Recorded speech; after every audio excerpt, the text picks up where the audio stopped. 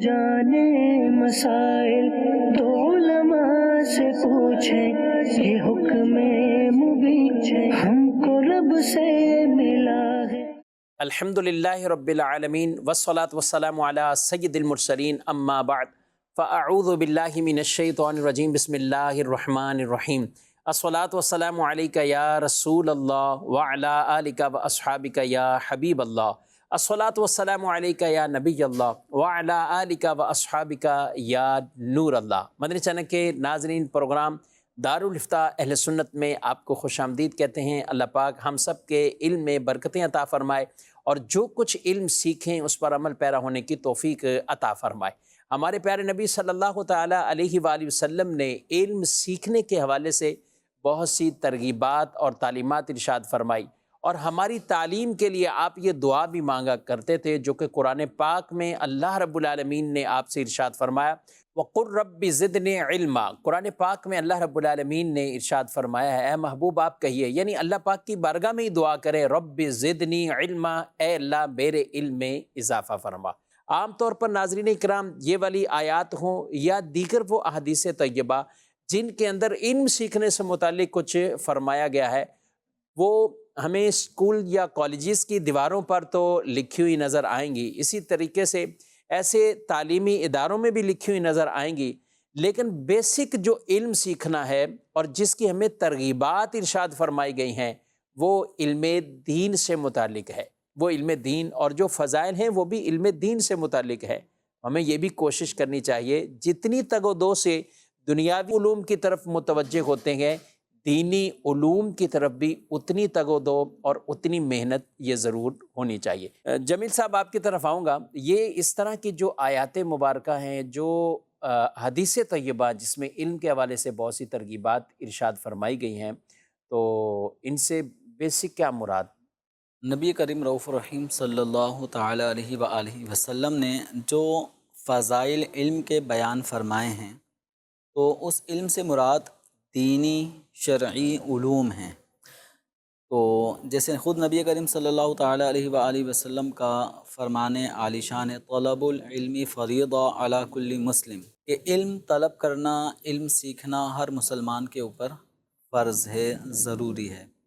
تو یہاں پر علماء اور شارحین حدیث نے اس علم سے مراد علم دین ہی لیا ہے، یعنی جو آدمی جن جن کاموں کی طرف مائل ہوتا ہے، مصروف عمل ہوتا ہے، ان چیزوں سے متعلق جو شرعی علوم ہیں ان کا جاننا ہر ایک مسلمان کے لیے ضروری ہوگا۔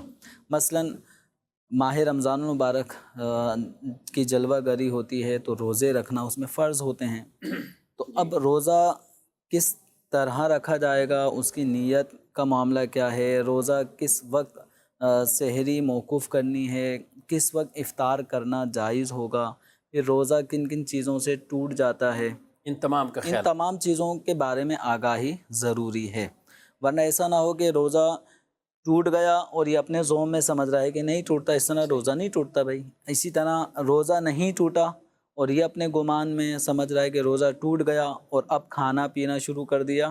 پہلے تو نہیں ٹوٹا تھا، اب اس کے کھانے پینے کی وجہ سے ٹوٹ گیا۔ تو یہ بہت ساری عبادات کے اندر، نماز کا معاملات لے لیں،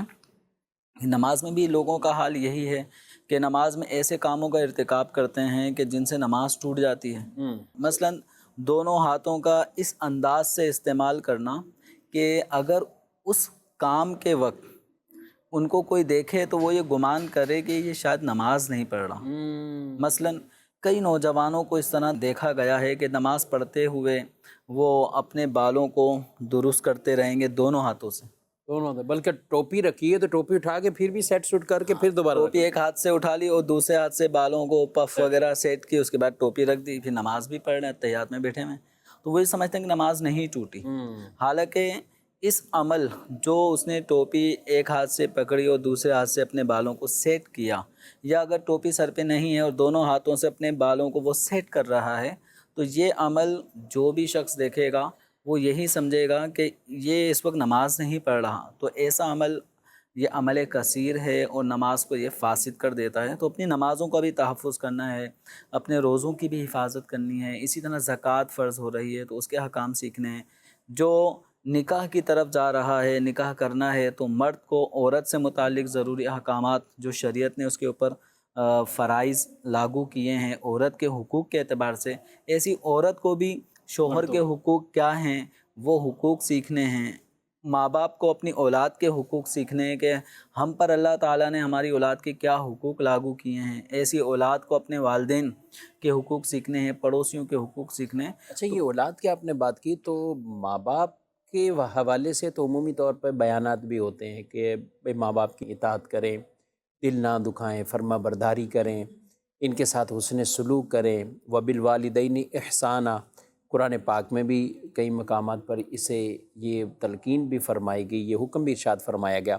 تو آپ فرما رہے ماں باپ پہ بھی کچھ احکامات ہوتے ہیں کہ اپنی اولاد کے حوالے سے ان کو بھی سیکھنا ضروری ہے، یہ کیا مطلب؟ دیکھیں، ماں باپ کا رتبہ اولاد کے مقابلے میں یقیناً زیادہ ہے، اور والدین اپنی اولاد کے لیے واجب الاحترام ہوتے ہیں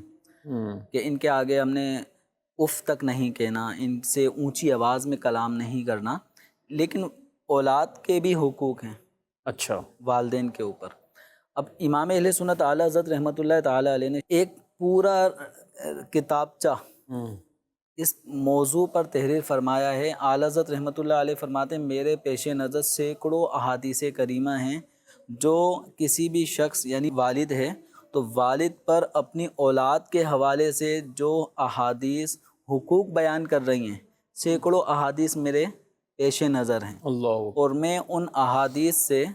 یہ حقوق یہاں پہ جمع کر رہا ہوں۔ اور امام اہل سنت اعلیٰ یعنی بچوں کے حقوق، اولاد کے حقوق جو والد کے اوپر لازم ہیں، تو فرمایا کہ یعنی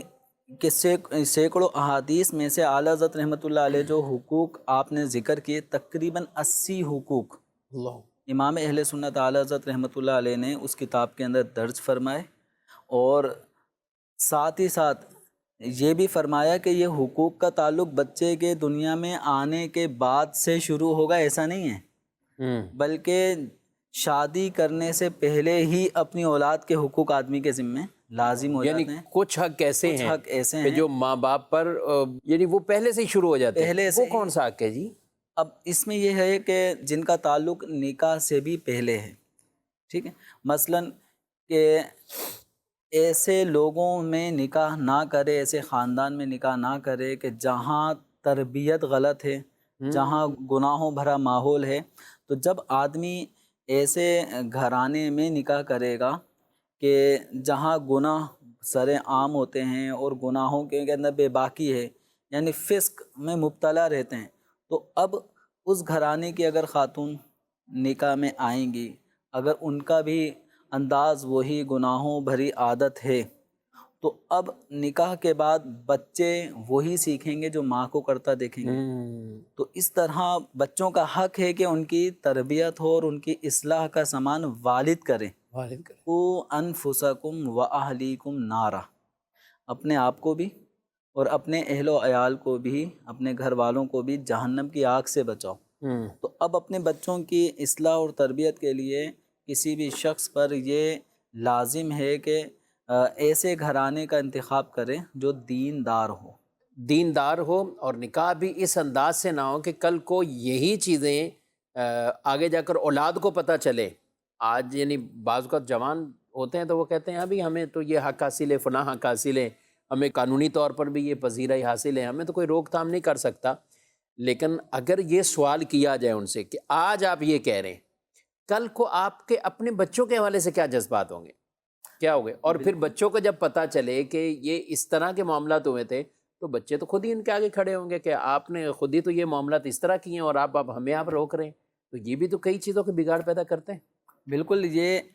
بچے بڑوں سے سیکھتے ہیں۔ ایک محاورہ ہمارے یہاں پہ کہا بھی جاتا ہے کہ جو ماں باپ کرتے ہیں وہ بچے سیکھتے ہیں۔ اب جب تک وہ بچے ہیں وہ اگرچہ اس کو حقیقت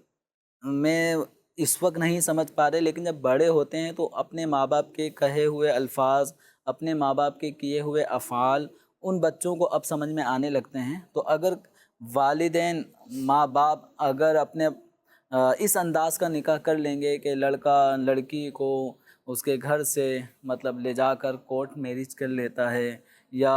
نکاح کر لیتے ہیں اور لڑکی اپنے والدین سے قطعاً اجازت نہیں لیتی، تو یاد رکھیں یہ باتیں ایسا نہیں ہے کہ یہ آپ کے بچے بڑے ہوں گے تو ان کو بالکل بھی نہیں پتہ چلے گا۔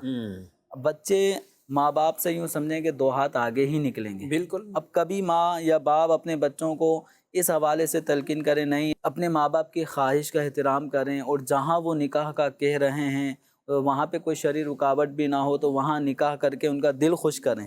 تو اولاد کے پیش نظر بھی یہ ہوگا کہ آپ کے بھی والدین تھے،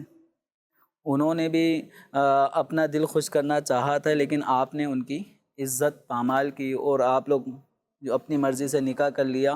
تو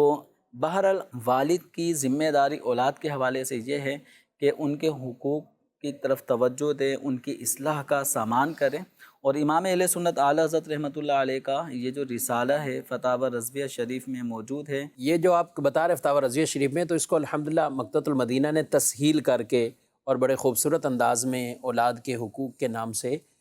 یہ رسالہ آپ مکتبۃ المدینہ سے حاصل کریں، خود بھی پڑھیں، اپنے بچوں کو بھی پڑھائیں، انشاءاللہ بہت سا علم اس حوالے سے بھی سیکھنے کو ملے گا۔ بڑھتے ہیں ناظرین کے سوالات کی طرف اور ان کی کالز کی طرف، دیکھتے ہیں کیا پوچھنا چاہتے ہیں۔ میرا نام تصور اتاری ہے۔ میرا مفتی صاحب سے سوال عرض یہ ہے کہ کیا ناپاکی کی حالت میں کھانا پینا حرام ہے؟ برائے کرم رہنمائی فرما دیں۔ جی، ناپاکی کی حالت میں کھا پی سکتے ہیں؟ ناپاکی کی حالت چاہے مرد پر طاری ہو یا عورت پر، جو ان کے ماہانہ آزار ہوتے ہیں، ان صورتوں میں کھانا یا پینا ناجائز نہیں ہوتا۔ البتہ کھانے اور پینے کی طرف جب رغبت ہو اور دل چاہے تو پھر آدمی کو چاہیے کہ اپنے ہاتھوں کو دھو لے اور اچھی طریقے سے کلی کر لیں، یعنی جو کھانے کا وضو ہم کہتے ہیں وہ کر لے، اس کے بعد کھانے پینے میں کوئی مذائقہ نہیں ہے۔ اور اگر کسی نے کلی نہیں بھی کی تو اس میں بھی کوئی گناہ کی بات نہیں ہے، بہتر ہے کہ کلی وغیرہ کر کے کھائے۔ اور اس حالت میں بھی یعنی ناپاکی کے جو ایام ہوتے ہیں خواتین کا، اس حالت میں کھانا یا کھانا پکانا یہ سب عمل جائز ہیں۔ اچھا شفیق صاحب، خاص کر اس حوالے سے بھی بعض لوگوں میں ایک غلط فہمی پائی جاتی ہے کہ خواتین اگر اپنے ماہانہ ناپاکی کے ایام سے ان کو عارضہ لاحق ہو تو اگر وہ نیاز فاتحہ کا کھانا بنانا چاہیں تو بعض لوگ سمجھتے ہیں کہ یہ نیاز کا کھانا نہیں بنا سکتی، تو یہ غلط فہمی ہے۔ عورت اس حالت میں بھی کھانا تیار کر سکتی ہے، چاہے وہ نیاز فاتحہ کا کھانا ہو یا گھریلو کوئی دعوت ہو اس کا کھانا ہو۔ یعنی جب نارمل کھانا بنا رہے ہیں تو فاتحہ کا بنانے میں بھی کوئی حرج نہیں، وہ بھی بنا سکتے ہیں۔ اور بلکہ خاص ایک روایت میں نا اماں عائشہ صدیقہ رضی اللہ تعالیٰ عنہا نے نبی کریم صلی اللہ علیہ وسلم نے سے کوئی کپڑا طلب کیا تھا، تو انہوں نے عرض کی کہ میں اس حالت میں ہوں، تو آپ صلی اللہ علیہ وسلم نے فرمایا کہ یہ حالت یعنی یہ ناپاکی تمہارے ہاتھ میں نہیں ہے، یہ تمہاری ہاتھ میں نہیں ہے، تو اٹھا کر کوئی چیز دینا۔ تو یہ بھی تصور لوگوں کا کہ اگر کوئی ناپاکی جس پر طاری ہے وہ اگر کہیں ہاتھ لگائے، برتن کو پکڑے یا کچھ اور، تو وہ بھی ناپاک ہو جائے، تو ایسا بھی نہیں ہے۔ جب ظاہری طور پر ہاتھوں پر کچھ نہیں لگا ہوا تو پھر اس وجہ سے چھونا یا پکڑنا یہ منع نہیں کیا جائے گا۔ جی بڑھتے ہیں مزید سوالات۔ جی میرا نام شوکت ہے، میں ضلع اقبال سے عرض کر رہا ہوں۔ جی سوال سر یہ ہے کہ میری مسز جو ہے وہ عمرے کے لیے جانا چاہتی ہیں، دروشی ان کی اسلامی بہنوں کے ساتھ جانا چاہتی ہیں، تو میں تو جا نہیں سکتا، افورڈ نہیں کر سکتا ہوں، تو کیا میں اگر اپنی بیوی کو اجازت دے دوں عمرے کے لیے تو ان کا عمرہ قبول ہو جائے گا؟ کیا اسلام ہمیں اجازت دیتا ہے اس بات کی؟ محرم کے بغیر ہی یہ پوچھنا چاہ رہے کہ میں بھی افورڈ نہیں کر سکتا اور ظاہر محرم بھی نہیں ہے ساتھ، تو کوئی عورتوں کا ہی قافلہ جا رہا ہو تو ایک خاتون اگر ساتھ ان کے چلی جائے؟ کسی بھی عورت کے سفر شرعی کی مقدار مسافت، اتنے فاصلے پر سفر کرنا بغیر محرم کے یا شوہر کے جائز نہیں ہے۔ اب جب پاکستان سے اگر کوئی خاتون عمرے کے قافلے میں جانا چاہتی ہیں تو اگرچہ دیگر خواتین کے ساتھ، کسی کے ساتھ بیٹا ہوگا تو کسی کے ساتھ بھائی ہوں گے، کسی کے ساتھ شوہر یا والد ہوں گے، لیکن جو عورت نہ اس کے ساتھ محارم ہیں، یعنی نہ بیٹا ہے، نہ بھائی ہے، نہ والد، نہ چچا، نہ ماموں،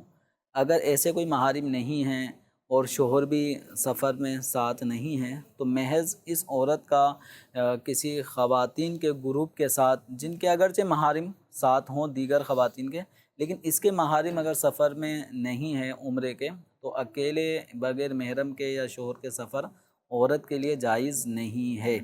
اب رہا معاملہ یہ کہ یہ اس کا عمرہ قبول ہوگا یا نہیں ہوگا، تو دیکھیں عورت کے لیے اس کا دل چاہ رہا ہے کہ میں حرم شریف جاؤں، کعبۃ اللہ شریف دیکھوں، طواف کروں، اور اسی مسجد نبی شریف، حضور اکرم صلی اللہ علیہ وسلم کے روضہ اطہر، گنبد خضرا کی زیارت کروں، تو یقیناً یہ ایک نیک اعمال ہیں، لیکن جن کی بارگاہ میں جانا چاہتی ہے انہی کا یہ فرمان ہے کہ عورت سفر نہ کرے، بغیر محرم کے یا شوہر کے بغیر سفر نہ کرے۔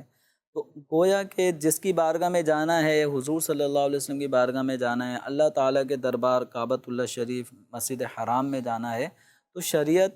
انہی کے بتائے ہوئے احکام کا نام ہے۔ تو ان احکامات میں عورت کو بغیر محرم یا بغیر شوہر کے سفر کرنا منع ہے، تو اس لیے اصل یہ ہے کہ شریعت مطہرہ کی حکم کی اتباع کرے، اس کی پیروی کرے، اور کوشش کریے، اس کا جو صبر کرنا ہوگا کہ یہ شریعت پر عمل کرتے ہوئے رکی ہوئی ہے اور مزید حرمین شریفین جانے کا جذبہ بڑھ رہا ہے، کڑن پیدا ہو رہی ہے، تو انشاءاللہ یہ شریعت مطہرہ کے حکم پہ عمل کرنا اس کے لیے باعث اجر و ثواب بنے گا۔ بمقابلہ اس کے کہ عورت جاتی ہے اور وہ کہتے نہیں مجھے تو جانا ہے، بھلے شوہر جائے نہ جائے، بغیر محرم کے بھی مجھے جانا ہے،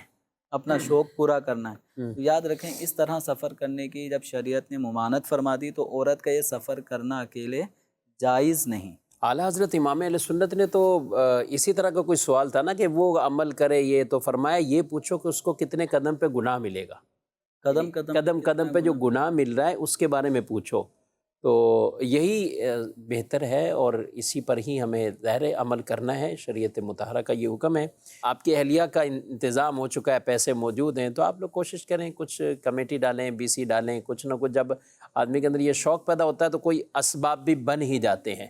تو یوں کوشش کریں تو ساتھ آپ کا بھی ہو جائے، تو ایک ساتھ میاں بیوی آپ یہ جائیں، سفر کریں، سعادت حاصل کریں۔ اللہ پاک سب کو بار بار باادب یہ حاضریاں عطا فرمائے، شریعت مطہرہ کے مطابق عطا فرمائے۔ جب حج جیسے فریضے کے لیے جمیل بھائی یہ منع کر دیا گیا کہ عورت کے پاس اگر محرم یا شوہر نہیں ہے تو حج جیسا فرض بھی اس پر ایک طرح کا موقوف کر دیا گیا کہ وہ سفر نہیں اختیار کر دیں، یعنی جب تک کوئی اہتمام نہیں ہوتا تو اس وقت اس کا یہ نکلنا جائز نہیں ہے، سفر کرنا جائز نہیں ہے۔ تو عمرے کے لیے بدرجہ والا جی عمرہ تو فرض بھی نہیں ہے، واجب بھی نہیں ہے، سنت مؤکدہ ہے، سنت ہے۔ تو اس حوالے سے بھی خواتین کو شریعت مطہرہ کے احکامات پر عمل کرنا ضروری ہے۔ جی مزید سوال۔ کہ مفتی صاحب کی برگاہ میں عرض ہے، مطلب ایک بندے نے اگر مثال کے طور پہ مطلب 8 لاکھ روپے کا گھر لینا ہے، اس کی مطلب جس سے لینا ہے اس سے بات ہو جاتی ہے، زبان طے ہو جاتی ہے، اس سے بیانہ بھی لے لیتے ہیں۔ 8 لاکھ روپے کا گھر یہ ہم نے آپ کو دے دیے، اس سے بیانہ بھی ہو گیا، سارا کچھ ہو گیا، دعا خیر بھی 5 بنوں میں دعا خیر بھی ہوگی۔ ابھی وہ بیچنے والا جو ہے نا، مطلب اس نے کسی اور کیا کہ مطلب 10 لاکھ میں وہ مکان سیل کر دی، ادھر سے بھی بیانہ دے رہی ہے، مطلب 8 کے بجائے اس کو 10 لاکھ کسی نے دی ہے، تو اس ریٹ پہ اس نے جو ہے نا مکان سیل کر دی، تو کیا ایسا کرنا جائز ہے؟ جی، جب کسی شخص نے اپنا مکان 8 لاکھ روپے میں فروخت کر دیا ہے اور خریدنے والے نے جب اس کو خرید لیا ہے، تو اذا حصل الایجاب والقبول لزم البیع، جب ایجاب اور قبول دونوں خرید و فروخت کے ہو جاتے ہیں تو فقہی جزیہ ہے، اصول اور ضابطہ ہے کہ خرید و فروخت لازم ہو جاتی ہے اور دونوں ایک دوسرے کی اشیاء کے مالک ہو جاتے ہیں۔ یہ قیمت کے وہ گھر کے جی خریدار اب مکان کا مالک ہو گیا، ٹھیک، اور جو مالک مکان تھا وہ اب 8 لاکھ روپے کا مالک ہو گیا۔ اب ڈاؤن پیمنٹ کر دی گئی ہے، بقیہ پیمنٹ اب اس کو ادا کرنی ہے خریدار کو۔ تو اب اس صورت میں بیچنے والے کا جب ایک سودا ہو چکا ہے، اس سودے کے بعد 10 لاکھ روپے میں دوسرے کو بیچنا ہی جائز نہیں ہے۔ تو اب جو پہلا سودا ہے وہی برقرار ہے، جب تک کہ وہ خریدار اس سودے کو کینسل نہیں کرے گا، مالک مکان اپنا مکان یعنی اپنا سابقہ مکان اب کسی دوسرے کو نہیں بیچ سکتا کہ اب یہ چیز تو دوسرے کی ہو چکی ہے۔ صحیح، یہ صرف قیمت کا مالک رہا جو 8 لاکھ روپے تھی، تو ان کا یوں بیچنا جائز عمل نہیں ہے۔ یعنی یہ عمل تو دور کی بات، نبی کریم صلی اللہ تعالی علیہ وآلہ وسلم نے اس بات سے منع فرمایا ہے کہ ایک آدمی جب کسی سودے کی طرف جا رہا ہے، سودا کرنا چاہتا ہے، تو اس کے سودا کرنے پر دوسرا سودا نہ کرے. یعنی ایک آدمی یہ بارگیننگ کر رہا ہے صحیح. کہ بھائی یہ مکان مثال کے طور پہ آپ کا میں خریدنا چاہتا ہوں، کتنے کا دیں گے؟ اب آپ کہتے ہیں کہ یہ مکان میں 8 لاکھ روپے کا دوں گا. صحیح. ابھی میرا ذہن آپ کے اس مکان کی طرف ہے اور آپ بھی بیچنا ہی چاہتے ہیں، قریب ہیں کہ ہم یہ وہ جو آپ ایجاب و قبول کہہ رہے ہیں وہ ایگریمنٹ یعنی ہونے کے قریب. ابھی ایگریمنٹ ہوا نہیں ہے لیکن ایگریمنٹ ہونے کو ہے اور آپ کی بھی رضامندی. اب 8 لاکھ روپے آپ کی ڈیمانڈ تھی اور مجھے بھی سمجھ میں آتا ہے کہ 8 لاکھ روپے میں یہ پلاٹ یا مکان میں خریدنا چاہتا ہوں. ٹھیک ہے. تو اس دوران کوئی تیسرا آدمی آ جائے توڑنے کے لیے اور وہ آپ کو ترغیب دلائے یا اشارہ کر دیں کہ آپ ابھی اوکے نہیں کرنا، 8 کو اوکے نہیں کریں، آپ ابھی ان کو اوکے نہ کریں، پوسٹ پون کر دیں اس کو. تو اب وہ آتا ہے، وہ آپ کو 9 لاکھ روپے یا 10 لاکھ روپے کی آفر کرتا ہے اور آپ اس کے ہاتھ بیچ دیتے ہیں. تو یہ جو تیسرا فرد آیا، خرید و فروخت کرنے والے سودے کرنے کے قریب ہیں اور تیسرا فرد آ کے اس پر اپنا سودا پیش کر دیتا ہے، تو اس عمل سے بھی آپ صلی اللہ علیہ وسلم نے منع فرمایا ہے. ابھی سودا نہیں ہوا، ٹھیک ہے، سودا ہونے کے قریب ہے. تو اس سودے پر سودا کرنا، تو اس سے آپ صلی اللہ علیہ وسلم نے منع فرمایا. تو جہاں سودا ہو چکا، چیزیں ایک دوسرے کی ملکیت میں جا چکی، صرف پیمنٹ باقی ہے جو ادھار ہے، تو اب بیچنے والے کا اس مکان بیچنے کی اجازت کیوں کر ہوگی؟ اور خریدار کو جب پتہ چل گیا کہ نئے خریدار کو کہ یہ مکان 8 لاکھ میں کسی کو یہ دے چکا ہے، اب اس کا آفر کر کے بیچنے والے کو اپنی طرف موو کرنا، یہ بالکل بھی اس کی اجازت نہیں ہوگی. ٹھیک ہے. یہ عام طور پر اب جیسے انہوں نے کہا 8 لاکھ ہے، اب بیانہ تھوڑی رقم پکڑتے ہیں یا بالفرض 50,000 لیا یا 1 لاکھ روپے لیا، اب کہیں سے پروفٹ 3 لاکھ ایکسٹرا مل رہا ہے، 2 لاکھ ایکسٹرا مل رہا ہے. تو یہ لوگ بعض اوقات یہ بیچنے والا شخص یہ نہیں سوچتا کہ یہ شریعت میں میرا عقد سودا پورا ہو چکا، ایگریمنٹ گویا کہ اگرچہ تحریری نہیں ہوا لیکن یہی جو ایجاب و قبول جسے ہم کہتے ہیں کہ بھئی اس نے بیچ دیا، اس نے خرید لیا، یہ سب کچھ مکمل ہو گیا. تو اب یہ کیا کہتے ہیں کہ اس کو لاکھ روپے دینا نا وہ دے دیں گے، اچھا لاکھ پر کوئی جرمانہ بھی دینا پڑا تو ہم وہ جرمانہ بھی بھر لیں گے چونکہ یہاں سے ہمیں زیادہ نفع مل رہا ہے. تو وہ اس طرح یہ سودے بعض اوقات وہ کر دیتے ہیں. تو یہ بیانہ پر اسی طرح بیانہ ریٹرن کرنا یا ڈبل بیانے کا بھی مطالبہ ہوتا ہے، کیا کہیں گے؟ بیعانہ ضبط کرنا یعنی پہلے جو خریدار نے خریداری پر ڈاؤن پیمنٹ کر دی تھی، ابتداً کچھ رقم دے دی تھی، اب وہ عرف یہ چل رہا ہے وہ 10% اماؤنٹ دے دیتے ہیں. تو اگر 10 لاکھ تھا تو 1 لاکھ روپے ڈاؤن پیمنٹ کر دی. اب اس کے بعد بیچنے والا وہ کہتا ہے یار یہ سودا ہم کینسل کرتے ہیں، ہم کوئی بھی مجبوری وہ ظاہر کرتا ہے کہ میں اب بیچ نہیں سکتا، اس کو آپ سودا کینسل کریں. تو اب اس صورت میں جو خریدار ہوتا ہے وہ کہتا ہے پھر آپ بھائی میں نے 1 لاکھ دیے تھے، اب آپ 2 لاکھ روپے مجھے دیں گے، 1 لاکھ تو میرا ڈبل یعنی اب آپ ڈبل بیانہ مجھے دیں گے. اچھا اسی طریقے سے اب خریدار وہ اس کو کوئی مجبوری لاحق ہو جاتی ہے کہ بھائی میں نے آپ کا مکان خریدا تھا، ڈاؤن پیمنٹ دے دی تھی 1 لاکھ روپے، تو آپ ایسا کریں سودا کینسل کر دیں، ہم نہیں خرید پا رہے ہیں یا ہماری رینج نہیں بن پا رہی. تو بیچنے والا کہتا ہے بھائی وہ ڈاؤن پیمنٹ جو آپ نے بیانہ دیا تھا وہ آپ کو واپسی نہیں ملے گا، وہ ضبط ہے، وہ بس ختم. تو بیعانہ یوں ضبط کرنا یہ بھی جائز نہیں ہے. اور اسی طریقے سے اگر بیچنے والا وہ اگر سودا کینسل کرنے کی طرف جاتا ہے تو خریدار کا ڈبل بیانہ طلب کرنا یہ بھی ناجائز ہے. تو اس حوالے سے عاقدین دونوں ہی کو چاہیے کہ شریعت مطہرہ کے احکامات کی پیروی کریں، یہ نہ دیکھیں کہ بھائی یوں ہی چل رہا ہے، سب کر رہے ہیں تو ہم بھی کریں گے، ہمیں بھی ملنا چاہیے، ڈبل بیانہ ہم بھی لیں گے، اس نے ہمارے ساتھ چیٹنگ کی ہے، ٹھیک ہے. تو اسی طریقے سے یہ خریدار نے ہمارے ساتھ چیٹنگ کی ہے تو ہم تو کہیں اور بیچ رہے تھے، ہمیں زیادہ مل رہا تھا، ہم تو اس کے چکر میں رک گئے. تو یہ پھر نفس کو بہلانے والے بہانے ٹھیک نہیں ہیں. جی مزید سوال. میرا نام ابرار حسین اتاری ہے. یا سیدی میرا یہ سوال تھا، کیا میں قبر کے سامنے ہاتھ اٹھا کر دعا مانگ سکتا ہوں؟ جی قبر کے سامنے انہوں نے دعا کے لیے کہا. اب یہ 2 صورتیں، چلو تھوڑا سوال میں اور ایک تو یہ کہ کسی بھی قبر پہ ہم جاتے ہیں تو اصالِ ثواب کرتے ہیں، قبرستان جائیں یا کسی مزار شریف پہ بھی جائیں اصالِ ثواب کیا جاتا ہے. تو اس کے لیے بھی ظاہر دعا کر رہے ہیں، اللہ کی بارگاہ میں پیش کر رہے ہیں اور اہل قبور کی روحوں کو ایصال کر رہے ہیں. ایک یہ کہ خاص مزارات پہ ہم حاضری دیں یا کہیں کہ رسول مکرم صلی اللہ علیہ وسلم کے روزہ انور پر حاضری، تو اب ایسے مواقع پر جو ہاتھ پھیلا کر یا اس طرح دعا کرنا، کیا کہتے ہیں اس بارے میں؟ قبرستان میں جب جاتے ہیں تو اس کے آداب میں ہی علماء نے کتابوں میں اس مسئلے کو ذکر فرمایا ہے کہ آدمی اس انداز سے جائے کہ اس کے پاؤں کی جانب سے جا کر قبلے کی جانب پیٹ کر کے میت کے چہرے کی طرف رخ کر کے کھڑا ہو، اور اس دوران جو بھی اس کو پڑھنا ہے، سورتیں پڑھنی ہیں، دعائیں پڑھنی ہیں، وظائف پڑھنے ہیں، ذکر و درود کرنا ہے، وہ کریں، اور اس کے بعد پھر وہ ایصال ثواب کر دیں۔ اب ایصال ثواب کا مطلب یہ ہوتا ہے اللہ تعالیٰ کی بارگاہ میں دعا کرنا کہ یا اللہ جو کچھ میں نے نیک اعمال کیے ہیں، تلاوت قرآن، سورہ یاسین، سورہ ملک، یا جو بھی درود شریف پڑھا ہے، اس کا ثواب اس میت کو پہنچا، یا والد مرحوم ہیں، دادا مرحوم کی قبر پہ آئے تو ان کو پہنچا۔ یہ اللہ تعالیٰ سے دعا کرنی ہے، اور دعا کے آداب میں سے یہ ہے کہ ہاتھوں کو اٹھا کر دعا کی جائے۔ تو دعا دل میں بھی ہو سکتی ہے، لیکن دعا کے آداب میں سے یہ ہے کہ ہاتھ اٹھا کر دعا کی جائے۔ اب اس کے لیے اگر میت کے سرہانے یا پاؤں کی جانب یا بیک سائڈ، چونکہ عمومی طور پہ جب تدفین کا موقع ہوتا ہے تو قبر کے چاروں طرف ہی تقریباً عوام موجود ہوتی ہے، بالکل، تو بیچ میں سمجھو قبر ہے، تو تقریباً لوگوں کا رخ قبر کی طرف ہی ہوتا ہے،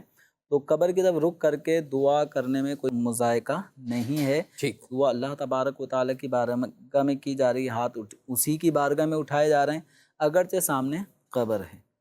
ٹھیک ہے۔ تو یہ یوں سمجھیں جیسے ہم نماز پڑھ رہے ہوتے ہیں، سامنے پلر ہے، سامنے دروازہ ہے، ہم ہاتھ اٹھا کے دعا کر رہے ہیں، تو دروازے یا پلر اور ہمارے اٹھے ہوئے ہاتھوں میں آپس میں کوئی ایسی چیز نہیں ہے کہ کوئی شرک ہو رہا ہے، ٹھیک ہے، کوئی ناجائز عمل ہو رہا ہے، ایسا نہیں ہے۔ کعبۃ اللہ شریف سامنے ہوتا ہے، لوگ دعا کر رہے ہوتے ہیں، تو اصل اللہ تعالیٰ ہی کی بارگاہ میں دعا کی جا رہی ہے، تو اس میں کوئی شرک وغیرہ کا پہلو نہیں بنتا۔ تو اسی طرح بارگاہ رسالت صلی اللہ علیہ وسلم میں جب حاضری ہو، بزرگان دین کے مزارات پر جب حاضری ہو، تو اس کا بھی یہی طریقہ ہے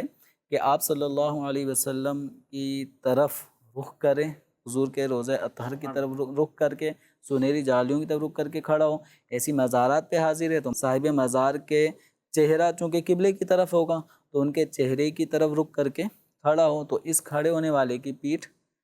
جو ہوگی وہ قبلے کی طرف ہوگی۔ تو یہاں پر قبلے کی طرف پیٹھ ہونا یہ کعبۃ اللہ شریف کی بے ادبی نہیں ہے، ورنہ کعبۃ اللہ شریف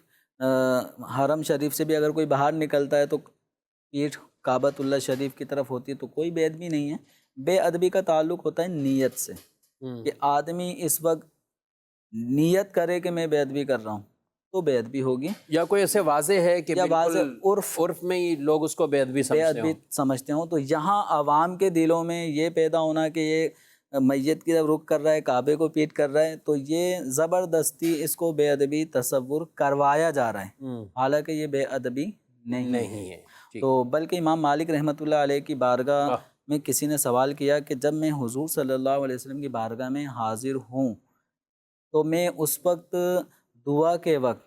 میں حضور صلی اللہ علیہ وسلم کی طرف رخ کر کے پھر اللہ تعالیٰ سے دعا کروں، یا میں کعبۃ اللہ شریف کی طرف رخ کر کے اور حضور کی طرف پیٹھ ہو اس طرح دعا کروں؟ تو امام مالک رحمۃ اللہ علیہ نے بہت ہی پیارا جواب ارشاد فرمایا کہ تو ان کے چہرہ مبارکہ سے اپنے چہرے کو کیوں پھیرے؟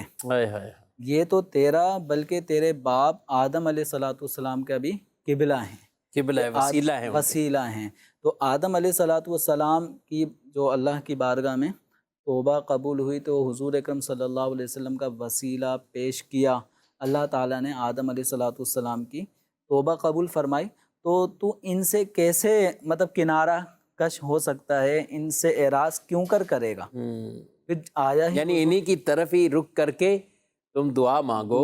اور پوچھنے والا بھی کوئی عام آدمی نہیں، ابو جعفر منصور بادشاہ ہے جس نے یہ سوال کیا، اور بتانے والے بھی کوئی عام نہیں ہیں، کروڑوں مالکیوں کے امام حضرت امام مالک رحمۃ اللہ تعالیٰ علیہ، جو کہ 4 ائمہ ہیں ان میں سے ایک امام مالک رحمۃ اللہ تعالیٰ علیہ، ایک پوری فقہ کے امام ہیں، اور اتنے ان کے چاہنے والے اور ماننے والے ہیں، جیسے امام اعظم ابو حنیفہ رضی اللہ تعالیٰ عنہ آپ کے جو اتباع کرنے والے وہ حنفی ہیں، اسی طرح امام مالک رحمۃ اللہ تعالیٰ علیہ وہ مالکیہ ہیں، جو مالکیہ مذہب کے ہیں، تو ان کے وہ امام ہیں، وہ یہ جواب دیتے ہیں کہ حضور صلی اللہ علیہ وسلم کے روضہ انور کی طرف رخ کر کے تم جو ہے وہ دعا مانگو، اور بادشاہ کو یہ جواب دیا۔ ناظرین کرام، بات سمجھنے کی ہے، دعا اللہ کی بارگاہ میں ہی مانگی جاتی ہے، دعا رب تعالیٰ نے ہی قبول فرمانی ہے، دعا اللہ کی بارگاہ میں۔ اب وسیلہ تلاش کچھ بھی کیا جا سکتا ہے، نماز بھی اللہ کے لیے پڑھتے ہیں، لیکن قرآن فرماتا ہے وَاتَّخِذُوا مِن مَقَامِ إِبْرَاهِيمَ مُصَلَّى، مقام ابراہیم پر آ کر نماز پڑھو۔ اب نماز تو اللہ کے لیے، لیکن یہاں اس مقام ابراہیم کو ایک خاص نسبت قدم مبارک حضرت خلیل اللہ علیہ السلام سے، تو فرمایا نماز آ کے یہاں پڑھو، یعنی طواف کے بعد افضل جگہ وہ بیان فرمائے گی کہ مقام ابراہیم کے ارد گرد جگہ مل جائے، یہاں مل جائے، یہ تو بہت اچھی سب سے بات افضل مقام یہ ہے کہ مقام ابراہیم کے سامنے آدمی ہو ہے۔ اور سامنے کعبۃ اللہ شریف۔ ہے واہ سبحان اللہ۔ تو یہ اصل ہے کہ کعبۃ اللہ شریف کے اس انداز سے کھڑا، اس اینگل سے کھڑا ہو کہ مقام ابراہیم اور کعبہ اس کی سیدھ میں ہو، وہیں پڑھا، بالکل وہیں پر۔ اور اکثر آپ نے دیکھا ہوگا کہ طواف سے فارغ ہونے کے بعد ایک بڑی تعداد اس جگہ کی طرف آ کر نماز پڑھنے کی خواہش رکھتی ہے، اگرچہ رش کی وجہ سے یہ خواہش بعض لوگوں کی پوری نہیں ہو پاتی۔ بہرحال رش ہو تو ان کو بھی خیال کرنا چاہیے، حاضرین کو بھی خیال کرنا چاہیے، طواف کرنے والوں کو بھی بہت دقت اور مشقت اس میں ہو جاتی ہے۔ بعض کا جو پڑھ رہے ہوتے ہیں تو وہ درست پڑھ بھی نہیں رہے ہوتے نماز، اور لوگ ان کو آ کے ٹکرا رہے ہوتے ہیں۔ رش ہے تو آپ اسی جہت میں، ہم جمیل صاحب یوں کرتے تھے کہ یہ مقام ابراہیم ہے اور کعبہ شریف ہے، اب ظاہر ہے یہاں جگہ نہیں ہے تو اسی قسم سے تھوڑا سا پیچھے اس طرف جاتے جائیں، مطلب اسی کی سیدھ میں ہم پیچھے بھی جا سکتے ہیں، پیچھے بھی جاتے اور تو آپ کو چلیں برکات۔ مسجد حرام تو پوری فرمایا کہ جہاں پھر موقع ملے تو وہیں پڑھ لو ان رکعتوں کو، تو کوشش یہی کرتے تھے کہ اسی کی جہت میں کہ یہ دونوں برکات بھی حاصل ہو جائیں۔ تو بتانے کا مقصد یہی ہے کہ دعا آپ اس طرف رک کر کے کی یا اس طرف آپ نے رک کر کے کی، یہ جو نسبتیں اور وسیلہ بن جاتی ہیں اللہ پاک ان کی وجہ سے دعاؤں کو قبول بھی فرماتا ہے۔ تو اس میں کسی طرح کا شرک یا اس طرح کا شائبہ نہ ذہن میں پالنا چاہیے، نہ ایسا وسوسہ آنا چاہیے۔ مزید بڑھتے ہیں آپ کے سوالات کی طرف۔ کہ آج کل جس طرح سے دیکھا جا رہا ہے کہ بہت کم عمر کے بچے امامت کے فرائض انجام دے رہے ہیں، تو اس صورت میں امامت کے لیے کیا شرائط ہونا اور کیا چیز ہونا ضروری ہوتا ہے؟ اب اس طرح کے جو امام صاحبان ہیں وہ کافی سنتوں کو بھی چھوڑ رہے ہوتے ہیں اس حوالے سے، تو اب کیا ان کی رہنمائی کے لیے ہمیں کیا طریقہ کار اختیار کرنا چاہیے، یا ان کے پیچھے جبکہ ہمیں پتہ ہے کہ یہ کچھ غلطیاں کر رہے ہیں تو اس صورتحال میں ہماری نماز کا کیا اس کے اندر شرعی حکم ہوگا؟ امامت بہت کم عمر کی انہوں نے کہا ہے کہ تو